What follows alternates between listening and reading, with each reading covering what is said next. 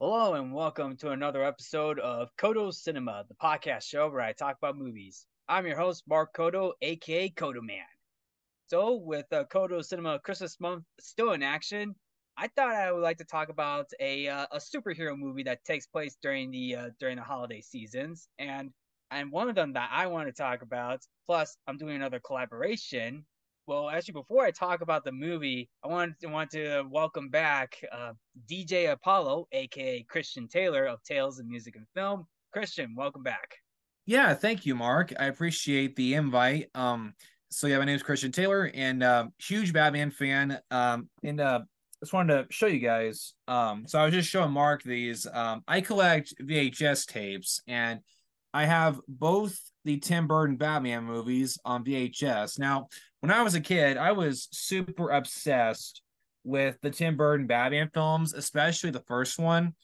Like, I could recite like every Joker line from the first Tim Burton movie. Like, I think Jack Nicholson is one of the best Jokers ever.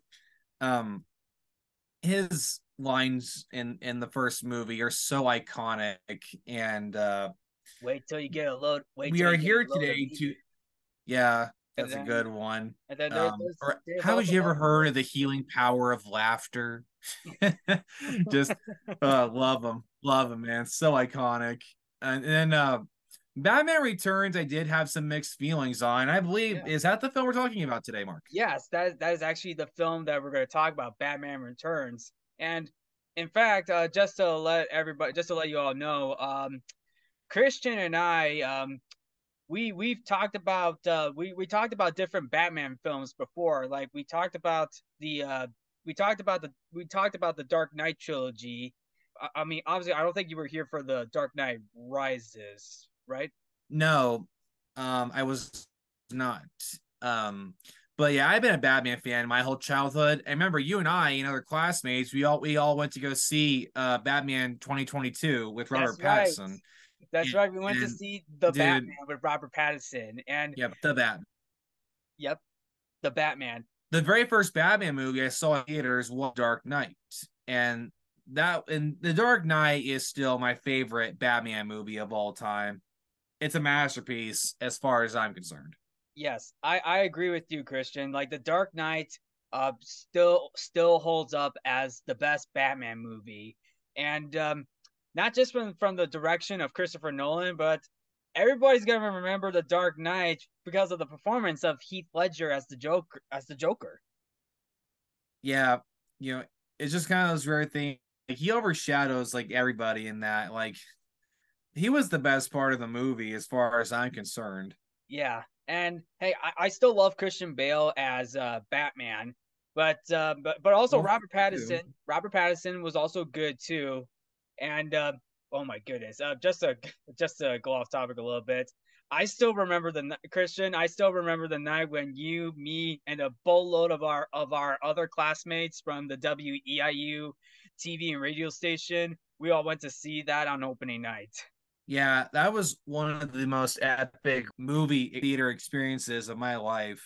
But I it's funny. Like, this will be an interesting talk because, to tell you the truth, Mark, I don't hear that many people talk about Batman Returns very much. Yeah, that's very Because like when true. you're in because in the fandom, everybody talks about, the Christopher Nolan movies, the first Tim Burton movie, Hmm. or any animated Batman films, Mask of the Phantasm, The Red Hood, The Killing Joke, The Long Halloween, like all those. But I never hear anyone talk about Returns. I Yeah, don't know. I Now, mean, it this is. film does get a lot of hate, it feels like, and I'm not sure what. So, Mark, I was really wanting to ask you, what is your take on this? Do you think this movie was a good sequel?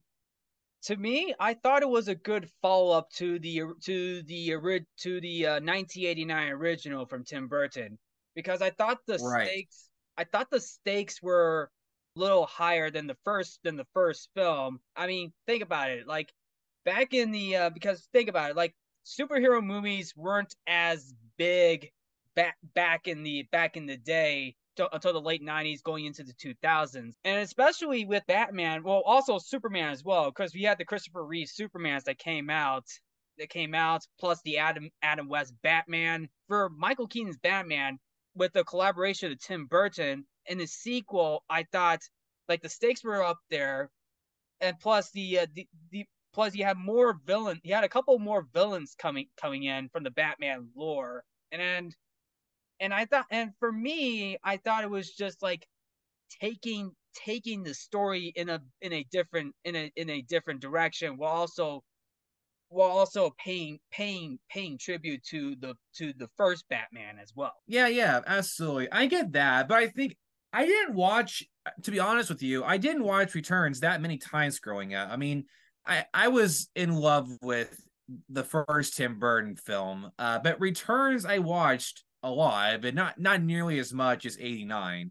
Right. But I enjoyed Returns for what it was, but I didn't watch it a whole lot because I found it to be a little too dark.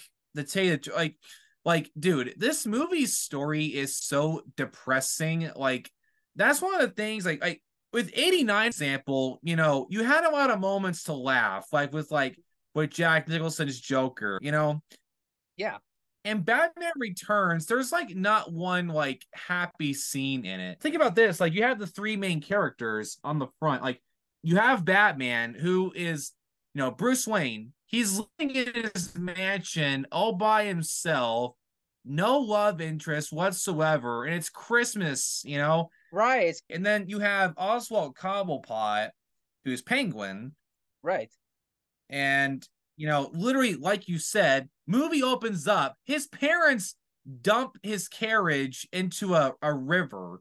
Be Yeah. Like, horrified of because they're horrified of him because the movie opens up with the wife giving birth and the husband walks in, and then we don't see it. Like the doctor walks out of the room looking horrified, and the father walks in the room right after. Then you just hear him screaming.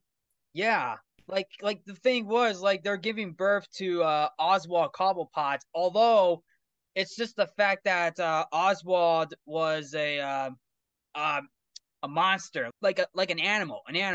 Yeah, and then we get the scene of them strolling the child, and then they dump him, into a little water gateway that takes the carriage down into the sewers. Yeah, and the fact is, like, here's the thing. Couple of facts about this. The parents of the Cobblepot family, the parents, they're actually played by one of them is being played by Paul Rubens from Pee Wee Herman.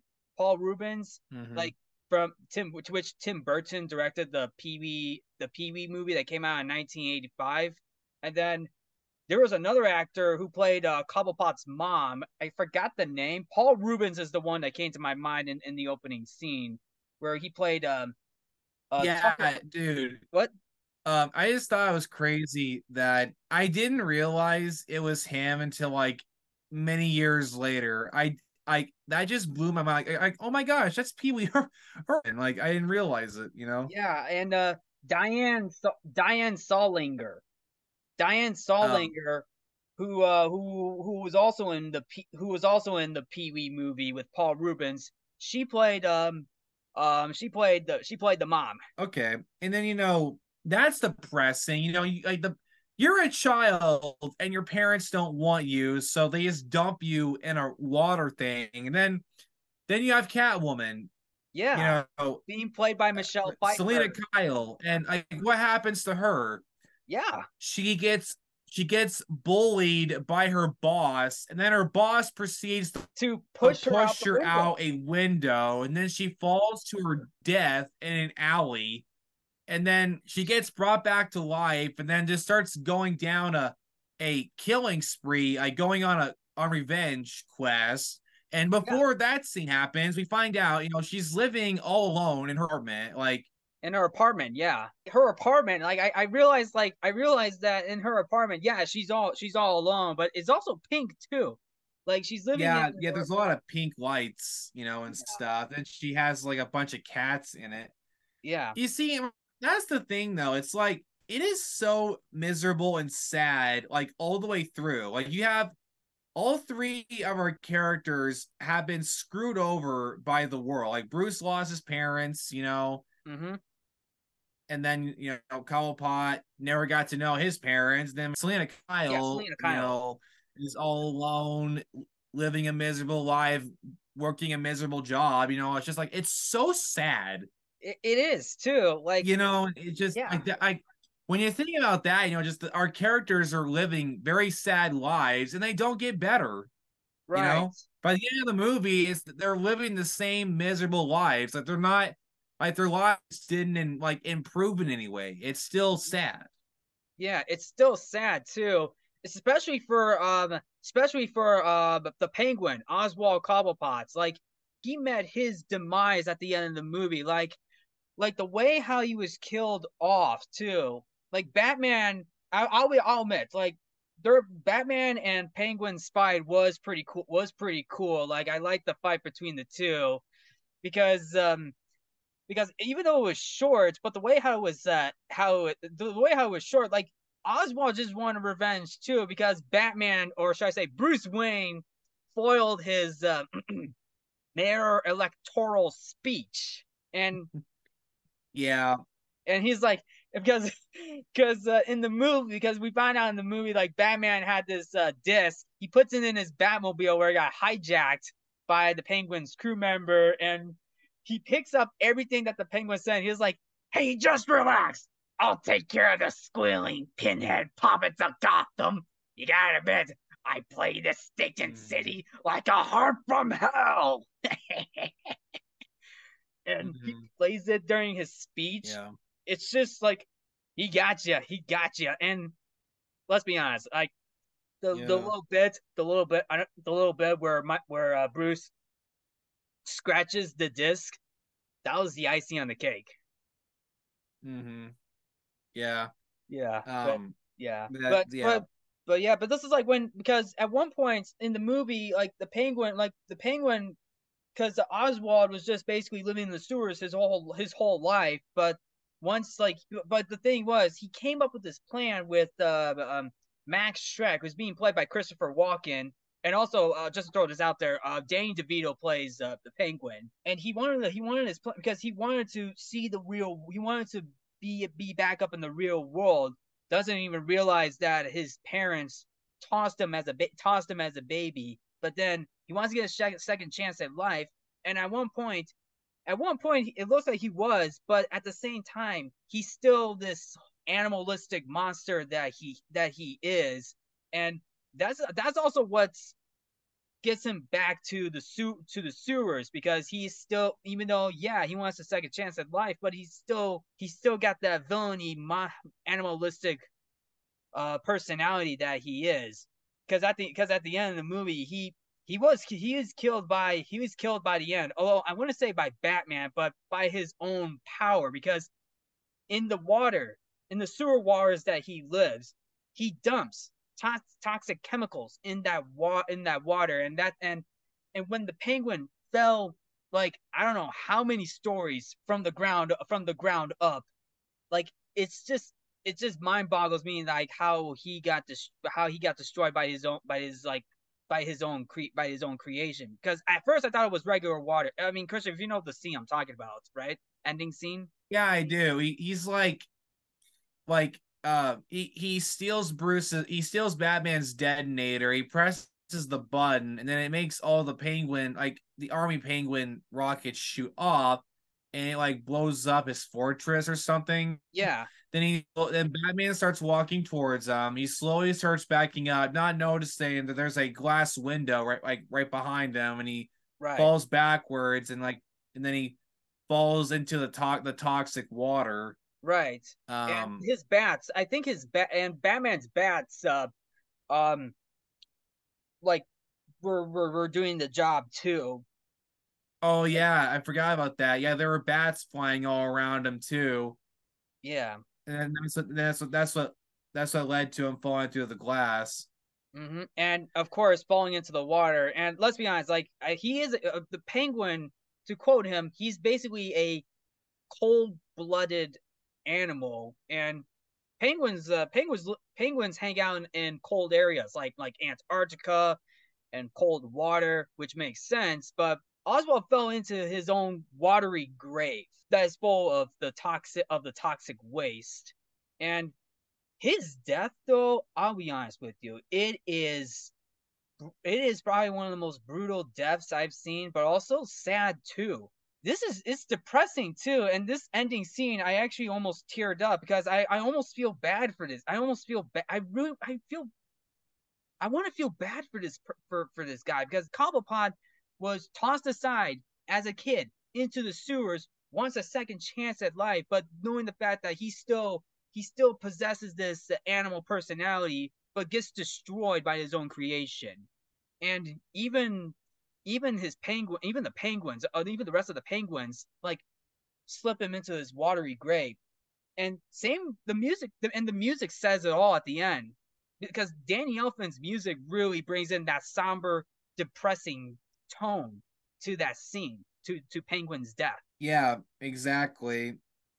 I mean, it's just like this guy has not gotten 1 ounce of love his whole life, and then he just dies all alone, and then his penguins just drag him into the water. As a viewer, it's like, damn, man, this is depressing. It's like this guy never even gotten a hug once, and then it's just like, man, Yeah, yeah, it's just a sad ending in general. right. Now, also to ask this, Danny DeVito as Oswald Cobblepot the Penguin. Like, what did you think of him as a Well, villain? you see, okay, so I think about it like this.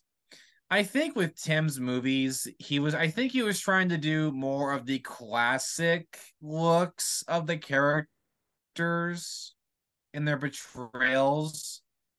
Like he wasn't doing like realism by any means. It's Batman movies. Like we don't Right. have to worry necessarily about realism.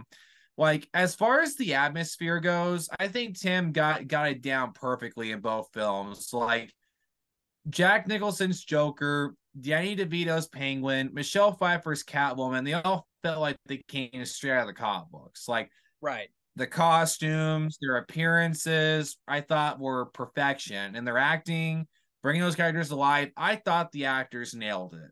I thought so They too. felt like comic book accurate, like we're like the comic books from like the 30s to 40s and 50s. Like Hmm. they had those styles down perfectly. They felt like the classic portrayals that we see in the comics. So I think they Right. got that down perfectly. I thought so I, too. Although, I mean, I wish the Penguin still had like, I mean, he had the top hat on too. Plus, plus in one scene when he was looking through like all the files of like birth certificates of different children, of different kids, like he wears this eyeglass. I forgot. I don't know what it's called, but like that's one. But that's like one of his like traditional penguin looks. Like he has a top hat. He wears this like glass eyepiece that he wears. That he wears. Yeah, that one. That one. The one that he wears on his face. The one that he wears on his face. Like it's like a part of a glass. It's like part of a glasses. yeah, I yeah, don't know what it's. yeah, I don't yeah. know what it's called, but I mean, I really wish that I was like I've seen those before.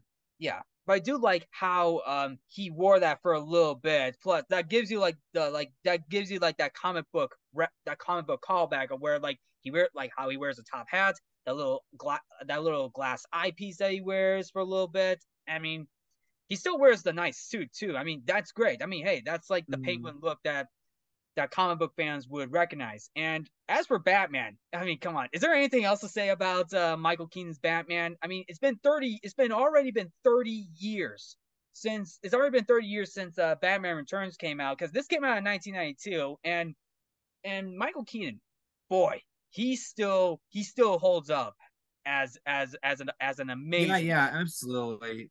and Yeah, I he's just a great Batman in general. yeah, And to see him return in the Flash movie was, I mean, as far as I'm concerned, he was the best part about the Flash movie. yes, Um, I mean but I do feel bad for Michael Keaton. I feel bad for him now because apparently they had a lot of projects lined up for him to play Batman. But when James Gunn took over DC, all those projects were canceled. yes, I felt bad. I And really the felt bad Flash movie because bombed. And then like I do know that they ended up cutting a lot of stuff from it, which I think really hurt the movie. I mean, to tell you the truth, I was really disappointed with the Flash movie. I didn't like it very much. The only good thing about it, in my opinion, was Michael Keaton coming back to play yeah, Batman. But that, like, I don't want to change subject. I will say this. I found The Flash to be extremely disappointing. mhm, I think it could have been way better than what it was. And I think one of the reasons why it didn't work is because I know that a lot of stuff was cut from this. So I don't know if yes, like I don't know if like someday we'll get like a director's cut of it. I don't know. yeah. But I personally, mean, I was very disappointed. And the fact we're never going to get to see the Batgirl movie breaks my heart a little bit. Like I would love to get to see that still, but I don't know. Um, but yeah. I mean, Keaton deserves better. You know, it's like I was really hoping that we would get a Batman 3 with him. I would have loved to have gotten to see that, you know, and yeah. Like it would have been but amazing too, because the original idea was because I mean I know we're still I mean wow we're going a little off topic because like the sequel, the end of the movie, the end of the Batman Returns shows the bat signal and Catwoman, which indicates that a possible sequel is gonna happen with not only Catwoman but with Michael Keaton's Batman. But unfortunately, they went with the Riddler and Two Face, which is not a bad idea. I like the idea. I mean, to be honest, I actually liked Riddler a little more than Two Face in Batman Forever because I'm a big Jim Carrey guy. I like Jim Carrey, but yeah, Christian, I want to tell you this too. One of the ideas in Batman Returns was that they were planning to have Harvey Dent in the Batman Returns movie, and they were gonna plan to have him transform into Two Face like near the end of Batman Returns, setting up his villainous role in the third movie. okay, because I heard that in Tim Burton's ideas, Batman 3, um, he was going to cast they were going to bring back I can't remember the actor's name. He played Lando Oh, Billy in the D. four Williams. movies. And he played yeah, they're gonna bring him back to be Two Face. Then they're gonna have Robin Williams, funny enough, crazy to play Riddler. That would have been interesting. I don't know why. I just can't imagine. I don't know, like Robin Williams playing a villain in a Batman movie. It's like there's something, you know. I don't that would have been crazy to see, you Yeah, know. that would have been crazy to see. I Like mean, I love Jim Carrey. I I love Jim can't Carrey's. imagine him being a villain. I don't know why. Yeah, I mean, I can't imagine that. I mean, he's got the comedic chops because the Riddler in some incarnations, he is very comedic, but he's still an intimidating threat too. Even in the Robert Pattinson Batman movie with Paul Dano as the Riddler, like he came out as a Zodiac killer in that movie compared to what Jim Carrey had in Batman Forever. Uh-huh. Yeah. On a side note, so if you go on YouTube, you can actually find archive footage of like kids being interviewed about what they thought of Returns, and they're all saying they thought it was way too dark, like they thought it was too dark of a material for a kids movie. Tim was hit with a lot of bash, and that led to him dropping out of doing Batman 3. And Yeah. without him, Keaton, I think, walked out as well because he didn't want to do it without Tim at the wheel, if you will. So Yeah. that was the reason why. And to tell you the truth, I can understand where a lot of people were coming from. Although I do think this movie did get a little too much hate. Mm-hmm. Like, it's like people, like, it's Batman. It's supposed to be dark, and silly. Now, Yeah. Returns is a lot darker than the first movie. I will admit that. But I mean, I feel like people got way too negative, in my opinion, with this movie. I don't think it was as bad as people make it out to be. Yeah. Now, I there didn't. is a lot of stuff Yeah. that happened in this that I don't agree with. Like, in both Tim Burton movies, Batman kills people a lot, Yes, and and that was what I that was net thinking too, well with me. because Batman Returns, like you see, like this is like in Batman Returns, like there was a little more action in Batman Returns. It's particularly with the movie's opening, because in the opening, because outside of the opening sequence where Cobblepot got tossed into the sewers by his parents, um, the opening, like you get this circus gang that just interrupts a Christmas tree celebration, and Commissioner Gordon waves the signals the bat signal for Batman to come. And here's the thing: every time I see the bat signal and Danny Elfman's Batman theme, I get chills. I get chills. I firmly believe that Danny Elfman's score for Batman is the best Batman theme. Mm-hmm. Dude, Batman 1989, when we hear the theme for the first time, while the camera is like zooming through the bat cave, and we Mm-hmm. see like all the text showing Yeah, up on the screen, like Danny Elfman composed the best Batman score, as he far as did. I'm concerned. He did, and he did, and I get chills too every time I yeah. hear it. And when Batman, like it's, and especially when the theme's still going, when Batman was driving to Gotham City, down to, I'm pretty sure it's downtown Gotham City, but he goes into town right away. Like he uses his Batmobile to take out he takes out four different guys, two of them on walking sticks and two of them on motorcycles, looking like a bunch of skeletons that even Tim Burton. Pretty sure there were ideas for Jack Skellington, but don't quote me on that, because this movie came out before Nightmare Before Christmas that Tim Burton also did.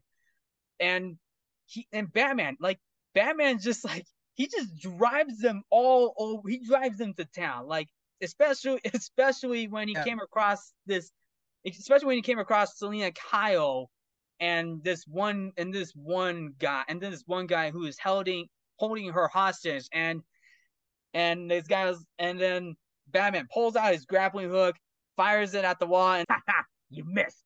No, he didn't. He pulls the wall out, and a chunk of it just hits the guy in the back of the head, saving Selena Kyle. yeah. I mean, and then meanwhile, you have a scene where he straight up straps a bomb to one of Penguin's henchmen, and then he smiles at the bad guy after doing so, and then he socks him, falls in the sewer, and blows up. I'm just like, what? The guy made the bomb, but Batman was the one who strapped it to him and turned it on, and then he socks him and he falls in the sewer. Like, yeah, dude, the first 1989 Batman, he's in the Batwing when the Mm-hmm. the parade's going on, and he presses the button. Two turret miniguns come out of the Batwing, and then he literally mows down Joker's henchmen with the machine guns. I'm like, this is not Batman, And then to go back to Batman Returns, like, here, I'm going to use this little car as an example. So he's in his Batmobile, right? And then, yeah, there's a guy who, like, breathes fire and he Mm-hmm. shoots fire at the Batmobile. Batman turns the Batmobile around and Yeah. then turns on the booster, and then it Yes. shoots out a fire. Like, The, he torches the guy with a yes. flamethrower, basically. it's Yes, just I remember that. like I remember that too because he just like he burns the guy he burns the guy alive, and it's yeah, just so funny. Like you know something actually now that you mention now that I think about it, this is actually probably one like Danny. I feel like Danny Elfman went over the top with the music in terms of the action sequences too, because the opening battle, because yeah, you had the opening battle, then there was another battle where there was another battle, and then there was another battle in the city where Batman was taking out most of the goons. Plus, he had this little dog who took Batman's batarang after Batman knocked out three of Penguin's men, and then the dog just walked away. You get this crazy musical number. We get this crazy musical number where the dog just like rocks away. It's like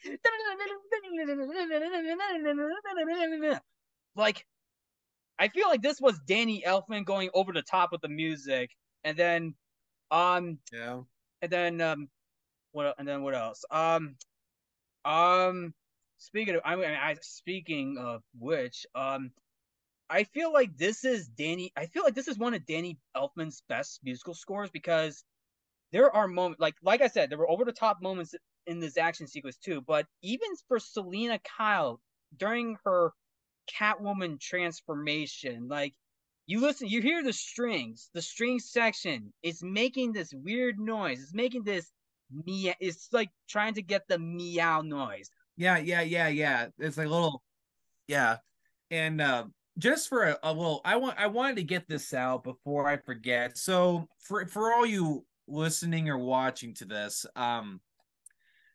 Tim Burton, his whole film catalog, he's a very, how would you say it, an emo-ish director. And Like gothic. a lot of Tim Burton likes doing gothic. That's the word. Thank you. Yes. Tim Burton, a good majority of his films are very gothic feels, Mm-hmm. and he likes doing darker stuff like the Batman movies, Beetlejuice, Mm-hmm.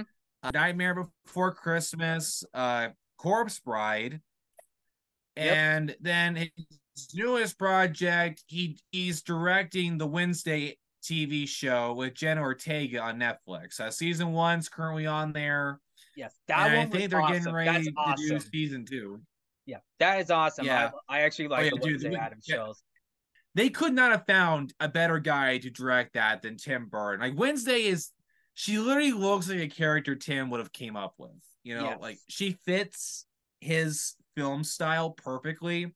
And now he just wrapped up filming for Beetlejuice 2, which, funny enough, has Jenna Ortega in it as well. Same That with I'm Michael very Keaton. excited to see. Michael Yeah, Keaton. Michael Don't Keaton forget coming Michael back Keaton. too. Yeah. There's also a running joke. If Tim ever does a movie, you already know that Danny Elfman's doing the score. Yes.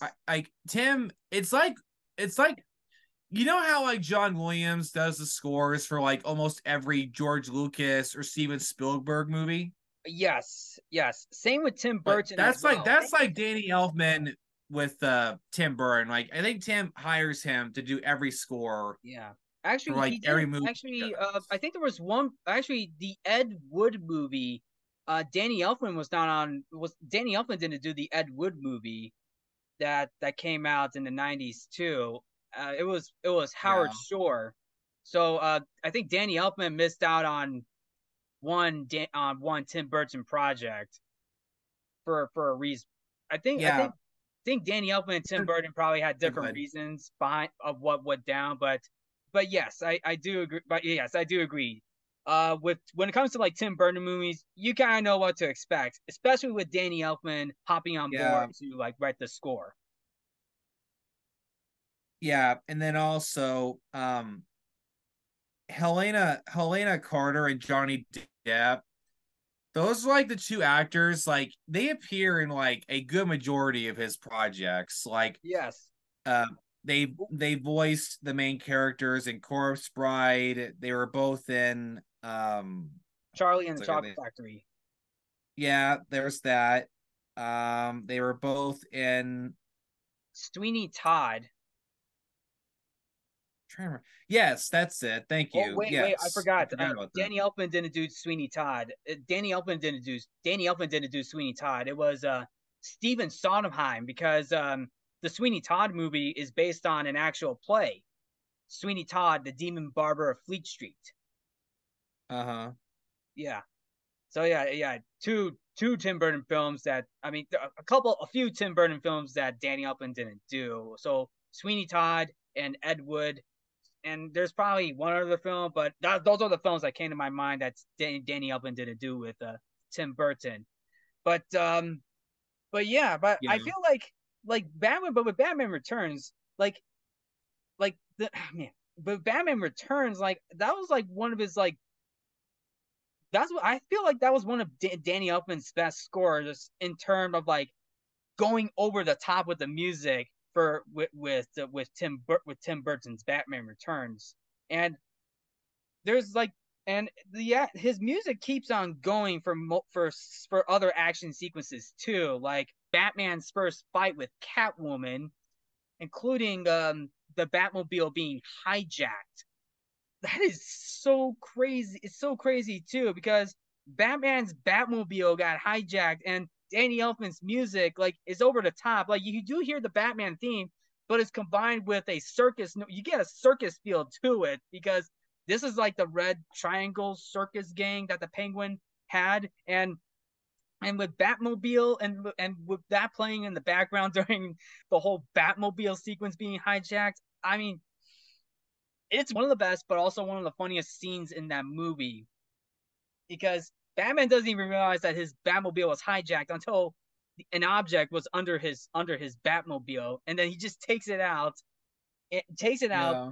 goes back to reality. Mm-hmm. Like, what did you think of that sequence? Yeah.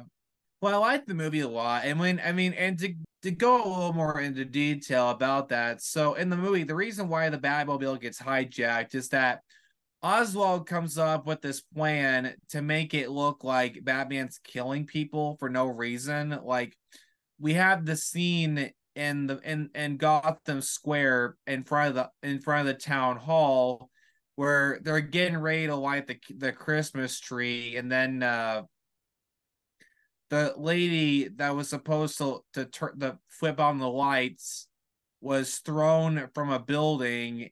Then she falls to her death, and then she lands on presents while bats are flying around her. Yeah, it's like a Christmas. It felt And like a then Chris. It felt like a Christmas gift from. It felt like a Christmas gift from Batman. It's like Merry Christmas! Here's your Christmas present. A bunch of swarming bats trying to ruin your Christmas. Even though it wasn't Batman doing yeah, it, this was the Penguin setting him up. yeah, but yeah, Penguin was setting him up, and then that's when he took control of the Batmobile to make it look like he was fleeing from police. I can't I remember if mean, there's anything else that he does, but those are the two that I can think of on the top of my head. I know he set up the first attack. The Penguin set up the first attack and captured Max Schreck that Christopher Walken played. Yeah. I know he was the one. I mean, the Penguin was the one who sent out the first attack. The circus gang inside that huge present. Yeah. And I'm gonna be honest with you, like the whole circus gang, it got me Joker vibes because here's the thing, because I didn't think the circus. I mean, I thought the circus gang was cool, but why it got me Joker vibes because it reminded me of the Joker. Don't you think the circus gang would have been better henchmen to the Joker than the Penguin? Well, I thought the circus gang worked very well for him, but yes, it would make way more sense that they were Joker henchmen because Joker's classic idea is that he's a clown. Mm-hmm. And then you have Harley Quinn who dresses up in that outfit and uses the giant wooden hammer, Yep. that you would use at a carnival, for the games that you could play. So yeah, that would make more sense Yeah. as Joker henchmen. But I think in the text of this movie, I think they work for Penguin because I think the way you need to look at it is that this circus gang are looked at as freaks, Yeah. And just like Penguin. Yeah, because and at one point, this circus gang that the Penguin was with, I mean, at one point they were popular until the whole show shut down because of all the reports and accusations of the circus gang taking the children away. Right. And that was Okay. actually another thing that that was also brought into the film, like how like the end of the movie where penguins like the penguin was literally plotting to take all the firstborn sons. And I don't want to go too deep into I don't want to go too deep into this because what the penguin was doing was, oh damn, that was messed up. That Yeah. is messed up. I mean, let's be honest. Yeah. It's not a kids film. It's like, here's the thing. It's not a kids film. It's not even meant to be a kids film. It's PG-13 for a reason. Like the first two Batman movies, they were PG-13. Yeah, they are.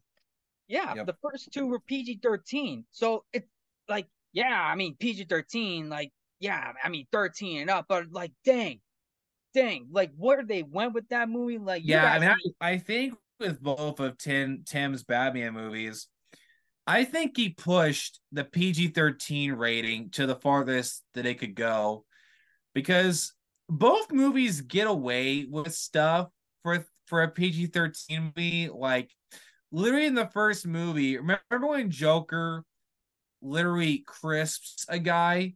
Yes, yes, Like I remember he that. has the shocker on his hand and he Hmm. shakes hands with the guy, and then the guy gets electrocuted so bad to the point he's literally He's he's roasted. he has smoke coming off of him. Oh yeah, yeah, I remember. Yeah, I remember that. Yeah, yeah, I remember that. Like, I remember that. And then, like, I mean, yeah, yeah, I can definitely see where you're coming from because, like, right, how the PG, like, like how the Indiana Jones movies, and there were also other movies that Steven Spielberg did. He was pushing that PG rating to the PG-13 territory. This is basically Tim Burton trying to push into R-rated territory. Oh yeah, very much. And both movies have very dark like story material, that there ain't no way they would work in today's movies. I'll tell you that much. Yeah, I'll The tell the you. stuff Yeah. that Tim got away with in those films, they wouldn't work in today's, realm. Yeah. I I feel like in mean, today's yeah, world, his movies would get an R rating. I think I think his movies, if his movies had been made today, I guarantee you they both would have gotten an R rating. I think I so. I possibly. mean, even Sam Raimi and Doctor Strange in the Multiverse of Madness went into a little bit of that R-rated territory for his movie as well. Let's not forget that. Because there was a lot Yeah, of like violence. Sam always pushes his ratings to the max. Like, heck, I would even argue, like, in the first, and like, maybe in the first Spider-Man movie, there was a couple of things he got away with, like Goblin getting impaled with his glider at the end of the movie. Like, that was That pretty was violent, that like, was violent too. Yeah. But with Batman Returns, like Tim Burton and whoever wrote, and then there's probably a couple other people who wrote the screenplay, because Tim Burton didn't write this movie. He directed and produced the movie. But the way how it was written, like, you have one of Penguin's men getting blown up in a sewer. You have Penguin's death, who's spewing out blood from his mouth and just like literally dies for after because of the toxic chemicals in that water that he put in. You also had like all of Penguin's men yeah, taking the children, capturing the children. Plus, may I bring up Catwoman, Selena Kyle Catwoman. Um, yeah, there were like, times like dude, while we're on this topic, yeah, what about the scene where she, you know, fries Christopher Walken's character to a crispy human being? Like, Batman finds his charted corpse like afterwards. There's like nothing left of him. Yeah, and I'm Um, gonna say this too. I think that like was that was the dude. I'm like, how the heck did they get away with that? yeah. Going back to what I said about Two Face, because I think this would have set up Harvey Dent's Two Face. Like I feel like he would have been I mean, I don't Uh-huh. know how his comic book origins started for that, but I do know, but I do, I mean, obviously I've seen Dark Knight. I know Harvey Dent was burnt, but like electrocuted at the end of Batman Returns and being knocked out. I mean, I don't know how I feel about that, but I feel like it would probably at least set up for Batman Forever. I mean, what do you think? Like, do you think like Harvey that would have been Harvey Dent's origin story in like the Batman movies to Um, be Two Face? yeah, I mean, I think it would have worked if they had went through with that for the movie. I mean, they Yeah, could have had him get, he could have had the acid splashed on him at the beginning, and then like maybe like almost an hour in is when he goes evil or something. yeah, Like the dark I do the Dark Knight. Going back to that movie for a minute, like that the Dark Knight, in my opinion, I think will always have the best Harvey Two Face portrayal. Like everybody talks about Heath Ledger's Joker, but the actor who played Two Face in that, I think he deserves a lot of praise he does. as Yes, well. he does. And And they um, got Two Face's entire villain origin in that one movie. So I mean, the Dark Knight could do it. I mean, I yeah, think that Tim's Batman 3 could have done it as well. yeah. I mean, as much as I love Tommy Lee Jones as Two Face, I mean, I don't know his perform. I mean, I don't know Two Face's whole. I mean, I know like his whole. I mean, I thought it was just over the top, and I thought it was just like over the top. Like, what did you think of Tommy Lee Jones as Two Face in Batman 3? I didn't like. Okay, I'll put it like this. As a kid, I liked it a lot, but watching it as an adult now, it literally just feels like he did a copy of Joker That's what I thought that's not too. because in this movie, like he acts nothing like Two Face at all. He's I mean, just a reskin of Joker, basically. Like he yeah, doesn't do anything he doesn't do anything Two-Face ish in this. right.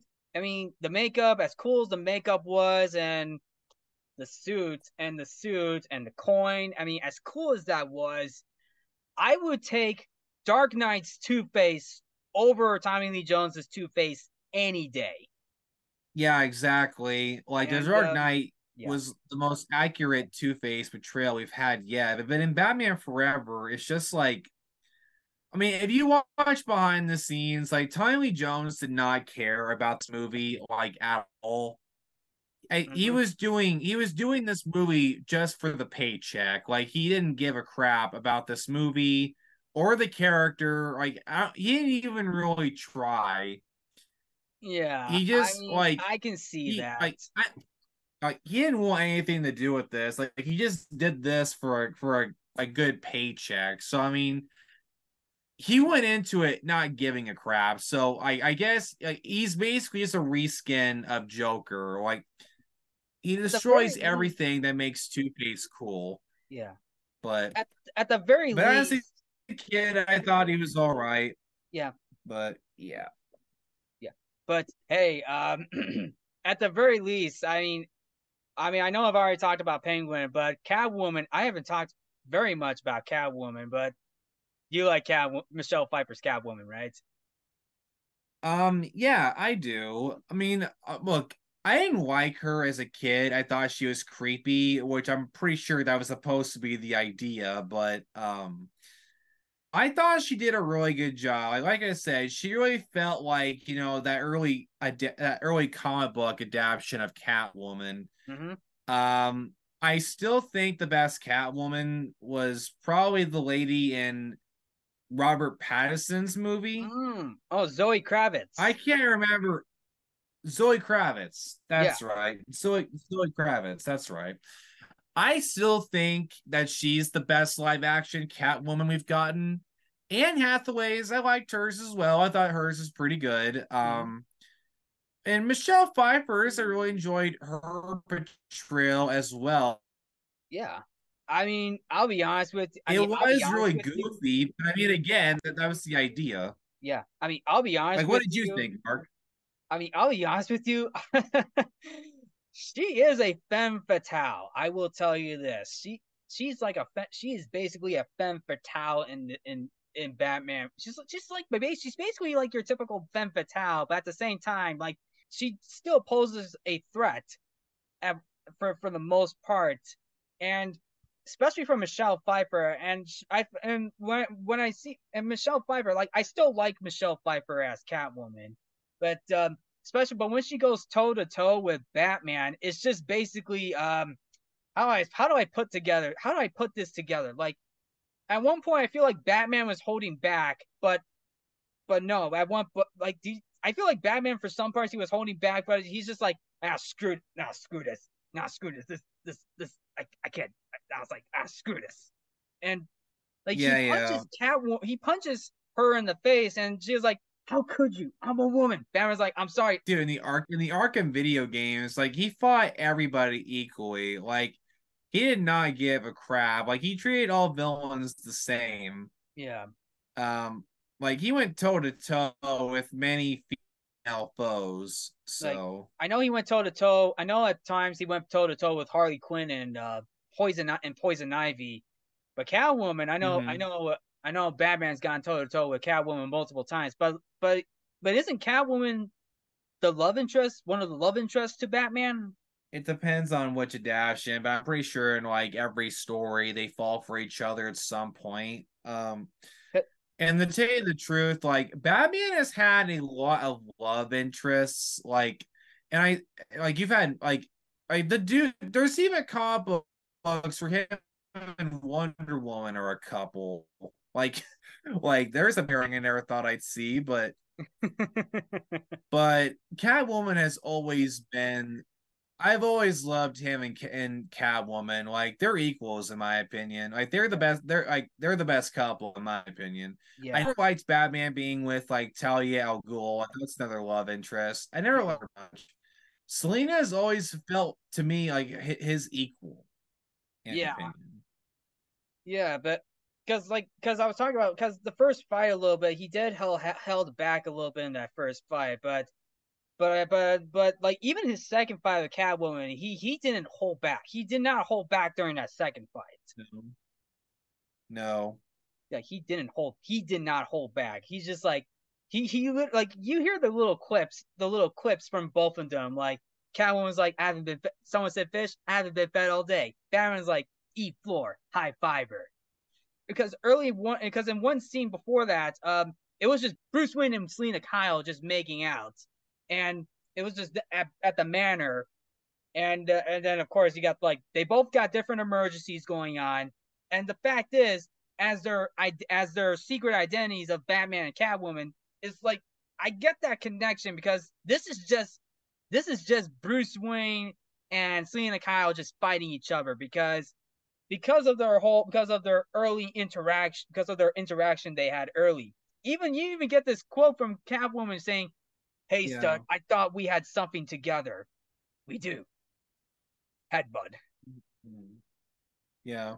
Yeah. But I like the dynamic between them. I think it's pretty cool. Michelle Pfeiffer actually she owns the whip that she used in the movie. And a couple years ago, she did this pretty cool video in her backyard where she had three Anakin heads and she took them all off. Like she still remembers all the tricks that she was Yeah, taught and she still got from the yeah filmmaking.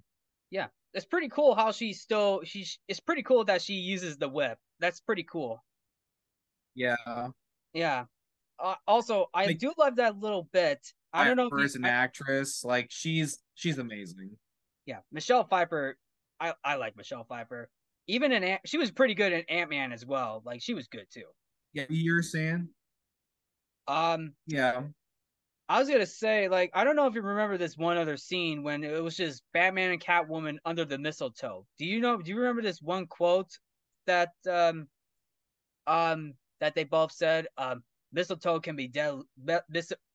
Mistletoe. I forgot. It was about that mistletoe quote, but a kiss can be deadlier.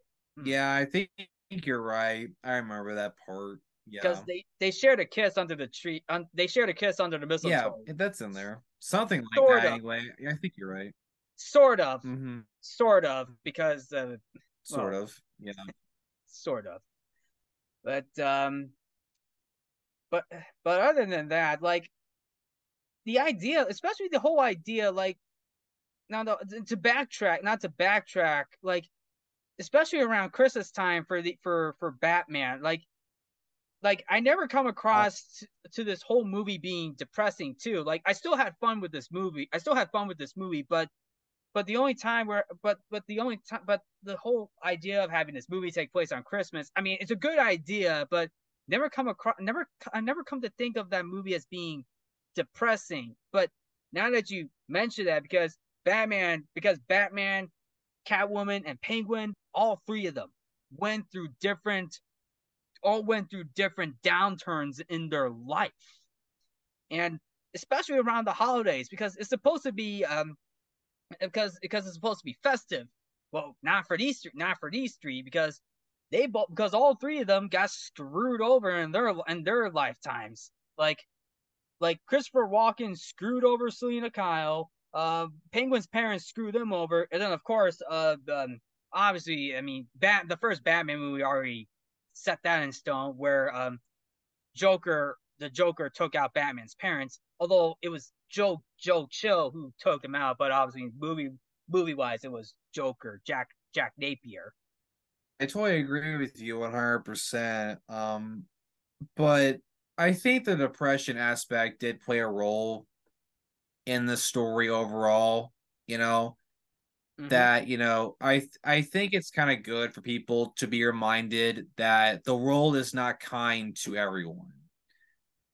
Actually, Like yeah, a lot of people, life really life screws us over at one point or another. Then it's up to us to figure out how to react yeah. to whatever happens to us. And you know what? I mean, now that you say that, like that's actually pretty good because like even though it's around the holidays, like sometimes like it's depressing too. Like some people do have depressing holidays. Like Christmas Carol, for example, Scrooge doesn't like Christmas as much because he himself had I mean he himself is a greedy old man, but after being visited by the spirits, like if you keep going down this path, you'll not have a good life. You'll end up dying being a hateful man. But if you turn things around just a little bit, turn things around just a little bit, life can get better. But but yes, I do agree. Like, but yes, I can understand why this is like a bit depressing. Like, I feel like the only character, in my opinion, is Catwoman, who turns around just a little bit. Like, she lives at the end of the movie. Like, she's still standing. Like, she killed Yeah, Max Shrek. Like, Max Shrek tortured yeah, Selena all of her life, all of her life. yeah. Um, while we're speaking about that, now this movie did have, now look, going back to what I said, both of Tim's movies have a lot of goofy moments that I think worked for his style. But there are some things that happen in these films that just don't add up. It's first off, why does all of a sudden Catwoman have 9 lives? Oh, And second off, why would cats licking and then on second and the other thing, why would cats licking her body just bring her back to life? Like, how the heck does that work? It's actually, just like it's like, wait, what? what? You know, and then it's like, oh, you have 9 lives now, by the way. Like, oh, because like Christopher Walken's character, like, has a loaded gun and he shoots her like 5 times, and then she just gets up and keeps walking. Like, what is happening? Like what? Okay, just 2 lives down. I'll roll save with it, I one for guess. next Christmas. In the Yeah, meantime, How about a It's little just kiss, Santa Claus? yeah, yeah.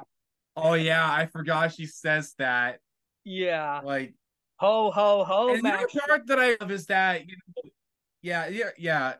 And the other part that I loved was when like Batman does a horrible job in this movie of keeping his identity hidden. Like Christopher Walken's character is standing right there, and then he just rips off the mask in front of Selina. Just like Bruce, you just blew your cover. Like this guy is now going like thank good like this guy knows that now that you're Batman. I like what if Selina hadn't have killed him?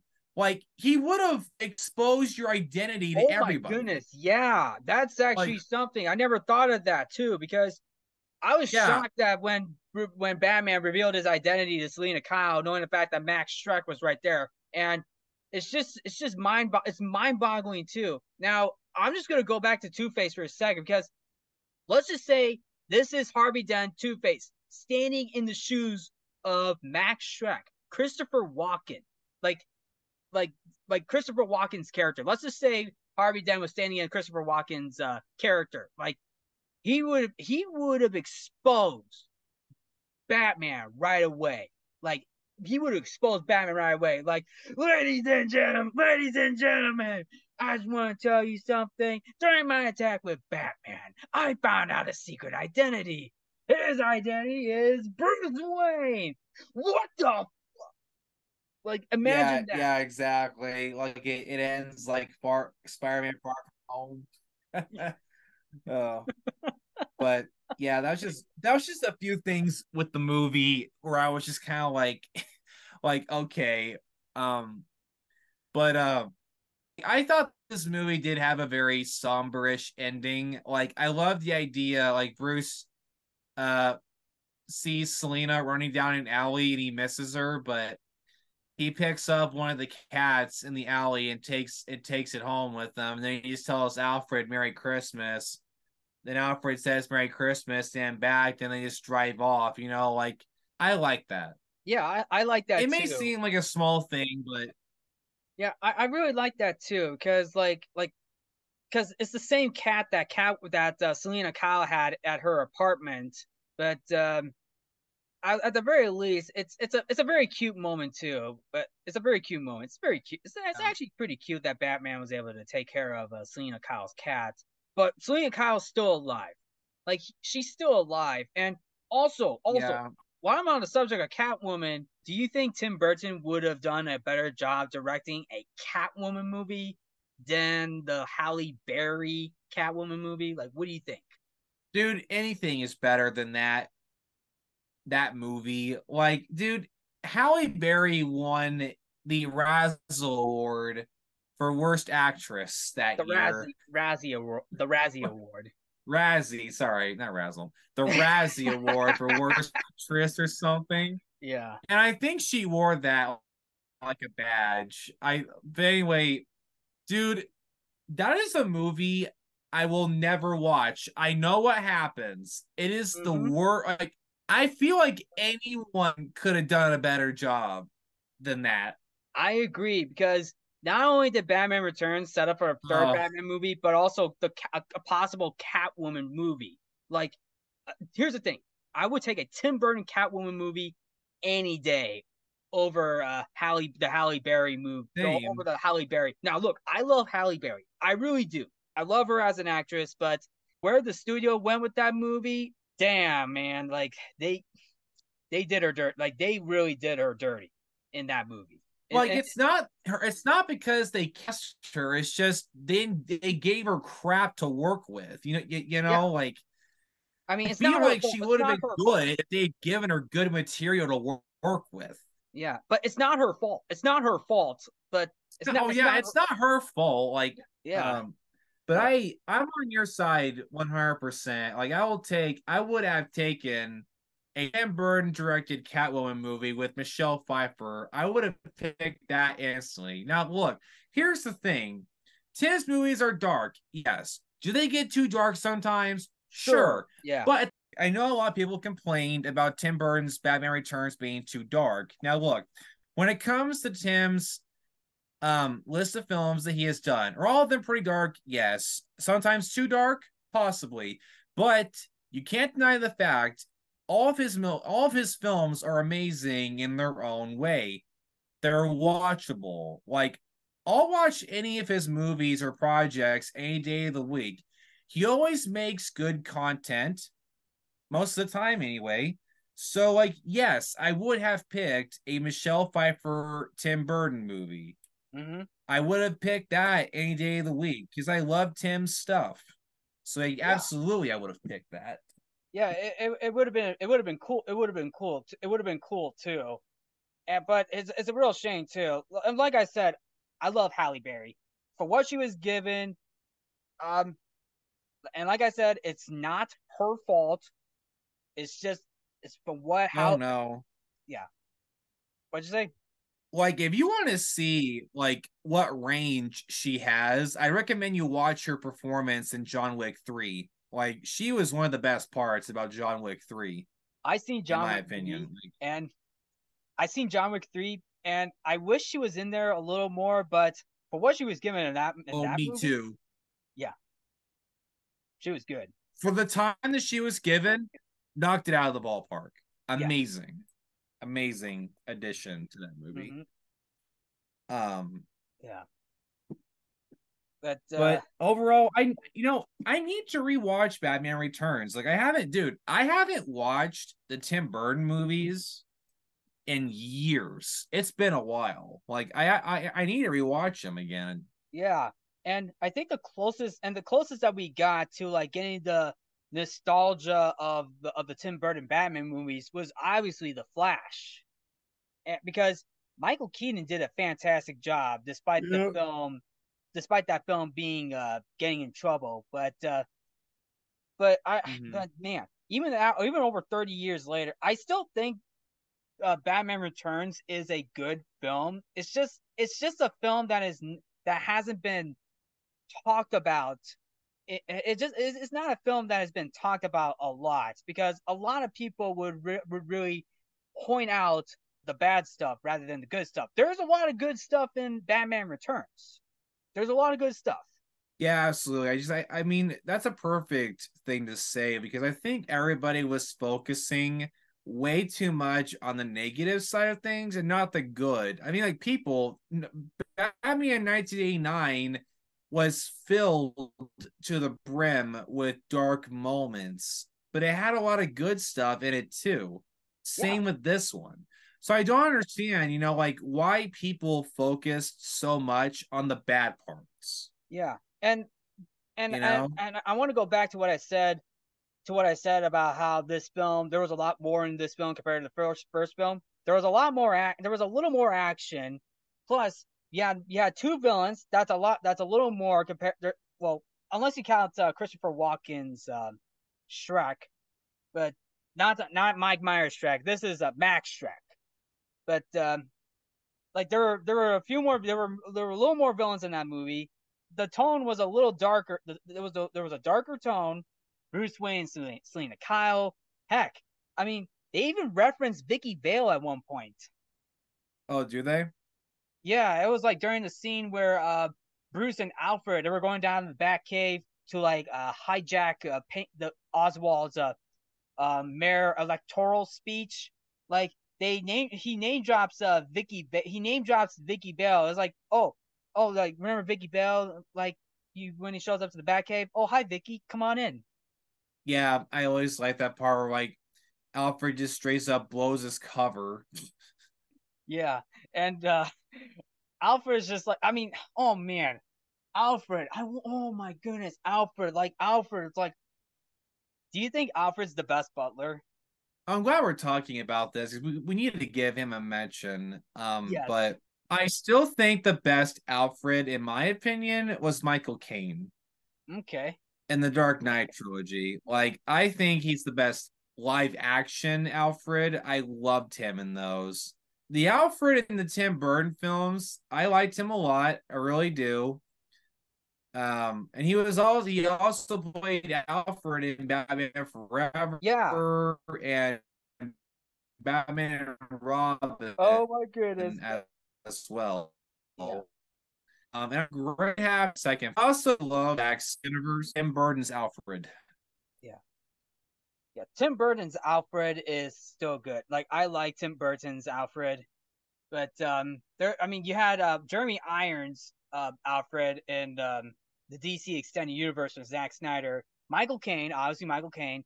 Then you also had Andy Serkis Alfred, but there was also another Alfred from the early Batman, from the Adam West Batman show as well. But Yep. but to give Alfred, I want to give Alfred some credit because even though he was in this, he was just only there to be Batman's butler. He was still a big help. He was able to help track down he was able to help Batman track down the Penguin during the final battle.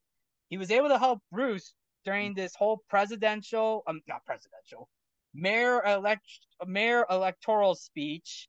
Plus, he set up the Christmas tree. He was able to, cover for not only Bruce but also Selena Kyle as well. And then serve Batman this soup that turns out to be cold, and then healing, and then bringing down some ointment after Batman's first fight with Catwoman. Right. And he cared for Bruce Wayne during Yeah, I Bruce's totally entire agree. life. Yeah, I thought he did a really good job.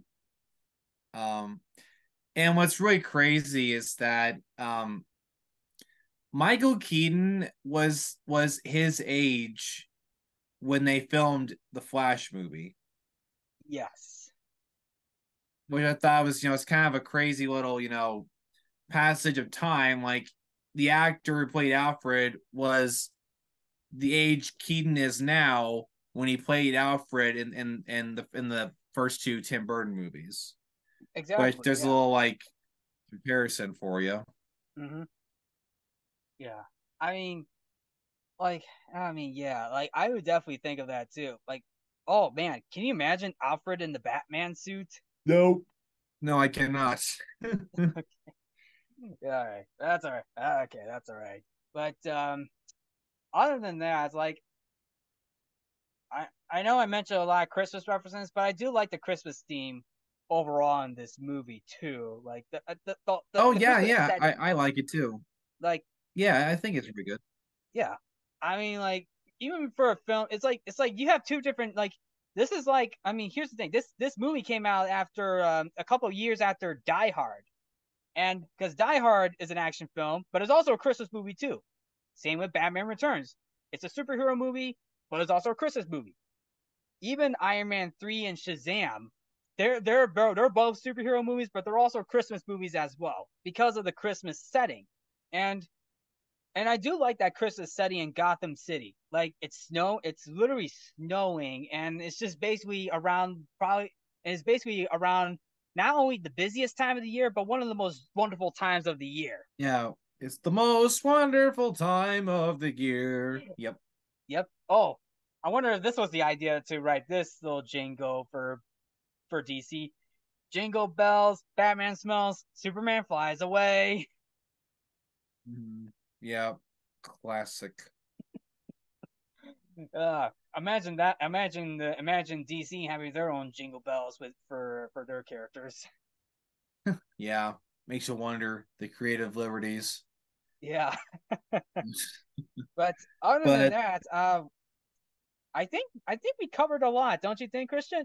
Do you think we covered a lot? yeah, I think he covered it a lot. I think it was pretty cool that the simple fact that we're trying to draw more attention to this movie, I think is a really good thing because I don't think this movie gets talked about enough, in my opinion. So, given the opportunity to really dive into it a little bit and give it some more recognition is a victory in my books. I say so. I would agree with that too, because I was watching it the other day. And I'm just like, oh, I realized like, yeah, this movie, yeah, there are moments in this where it's goofy, messed up, dark, and oftentimes and of course fun. But at the same time, I'm just surprised that it hasn't been talked about as much. like the Batman movies, you're gonna hear people talking about is obviously the Dark Knight, the 1989 original, and then of course the Robert Pattinson Batman. But for and then and then maybe Batman and Robin if maybe Batman and Robin for like if you know what I'm Well, I talking. think people talk about that one for just for how bad it is. Yeah, but I think that one. But I think But I think that movie's gonna be another. I think that movie's gonna be another topic for another day. Yeah, definitely. I Same gotta with be in a certain mood to talk about that yeah. one. Same with Batman. Same with Batman Forever. Yeah, Yeah, but yeah, definitely. but other than that, Batman Returns, like I still see it as a good follow up. I want to say sleeper hit too because it's fall asleep on it's basically Yeah. it's basically a sleeper hit in my opinion. But but I still enjoy it. I still enjoy Batman Returns. I think Batman Returns is a pretty good Christmas movie too. Not one of the greatest Christmas movies, but as a decent good Christmas film to watch, especially for the superhero genre as well. Yeah, yeah, I agree with you 100%. I think the movie, I think it's great. And I've liked it as I've gotten older. And I'll definitely will have to rewatch it again soon. But I think it's really slept on a lot as well. I think it's a lot better than what people made it out to be. Mm-hmm. And I think it's going to get more love as the years go on. I think it's getting more love now than it's ever had before. Yeah, So, and so that's good. Michael Keaton, like he's still being talked about. He's still being talked about. It's like ever since the Flash movie came out, like everybody's on the bandwagon for how great Michael Keaton is as Batman. Like Oh it's yeah, it's absolutely. amazing. There's no It's doubt in my mind. I always thought he was a great Batman. Yeah, I like all the cast members did a fantastic job with Batman Returns. Danny DeVito, Michelle Pfeiffer, I thought those two did a fantastic job. Christopher Walken did pretty good too. Like he was a good antagonist as well, especially especially for that Mhm. crazy ending that he had with Catwoman. How about a little kiss, Santa Claus? Yeah, what an epic last line to go out on. And then but actually, I'm surprised that um, Commissioner but Gordon I just want wasn't to in say, the I movie hope for to very long. everybody. No, he was not. I mean, that's one of the things about Tim's movies, and along with Forever and Batman and Robin, is like they don't give Jim anything to do with in these movies, like at Yeah, all.